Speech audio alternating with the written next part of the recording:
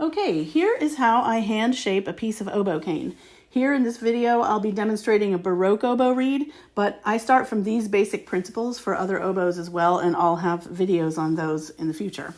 So here I have my tools: a Sharpie, a regular nail file, a utility knife, and a digital caliper with metric measurements. You don't have to have a digital caliper, but any accurate metric ruler will do. Something that you can comfortably hold in your hand. So first I will fold my piece of cane in half. You can also score it using an easel, whichever you prefer. And I will begin narrowing this piece of cane with my utility knife until I get it to the width across the top that I basically want my finished reed to be. So for me, across the top here, it will be 9 millimeters or a little under. That's a pretty good place to start. You could start a little under, a little over, but somewhere around 9 is pretty good for your first go. So I pull down gently on the cane with my razor knife and try to get equal amounts from either side. And I will tell you that the blades that I use, these are snap-off blades, which I love because you get a fresh, sharp blade whenever you need one. The blades that I use are the Olfa brand, O-L-F-A, and I will leave a link to where you can get those down below. I find they're much sharper and they fit a little bit better than the ones that are hanging there on the rack at the hardware store. So again, I want to get about 9 millimeters across the tip. I'm almost there, so I'll just take a little bit more off.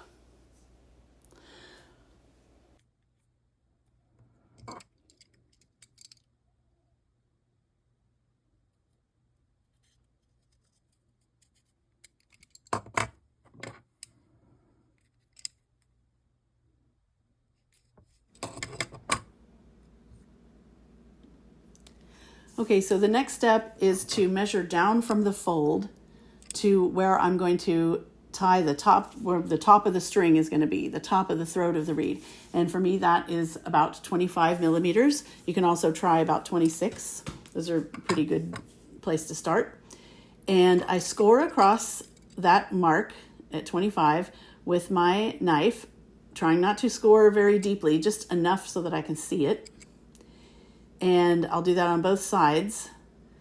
And now I have the exposed length of cane tied on, marked at 25 millimeters.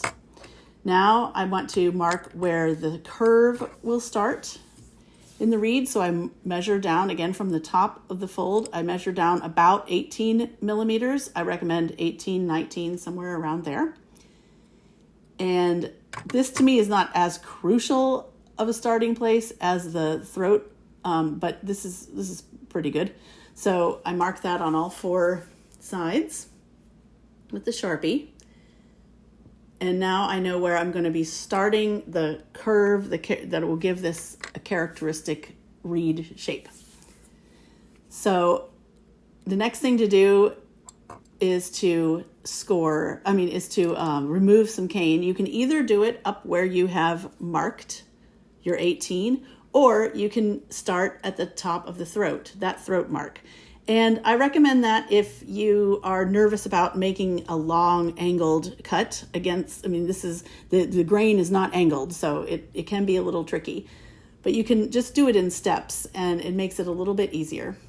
So once I do the bottom first cut there, then I go up to the Sharpie and pull down from there.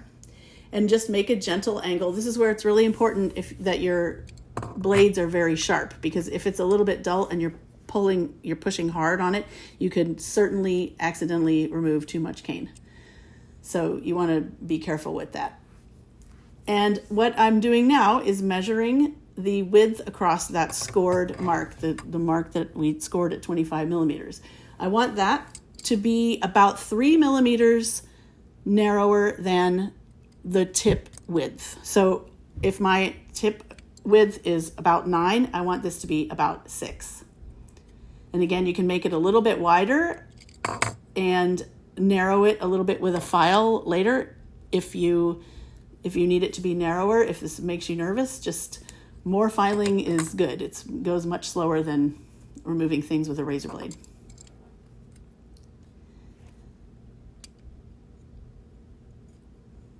So I'm getting it just a little bit more narrow. You can also do this again with a file. It's a little quicker to do it with a razor blade once you get the hang of it. And my piece of cane is starting to look kind of like an oboe reed, so that's encouraging. I'm almost down to where it needs to be. So at this point, I would file it. I stopped about 0.3 of a millimeter above where I want my finished width, so that I have some room to play when I am smoothing the sides with my file. So right now I'm just trying to make it look pretty and remove any extraneous bumps or sticking out spots or very asymmetrical spots. And now, after I do the sides, I go straight to where those Sharpie marks are, because those are sticking out quite a bit, and I just file them in to fit in smoothly with the curve. Now there are various rates of curve you can do, but this is one way to do it. This works for me, and you can experiment with where you start the curve. You can experiment with how much it sort of bells out at the bottom of the curve. There's all kinds of things you can do, but this is a good basic place to start. So now I'm just finishing up filing it and making it look nice.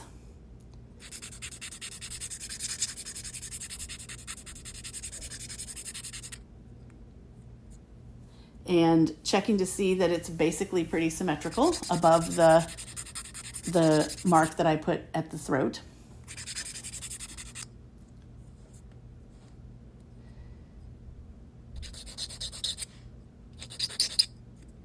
And now it's looking pretty good, pretty symmetrical. Do a final measurement just to make sure that it's not too wide. It is too wide, so that's not my final measurement. I'll have to do that just a little bit more. Those little tenths of a millimeter make a big difference for me in that area, because I liked my cane to wrap kind of exactly the measurement of the top of my staple.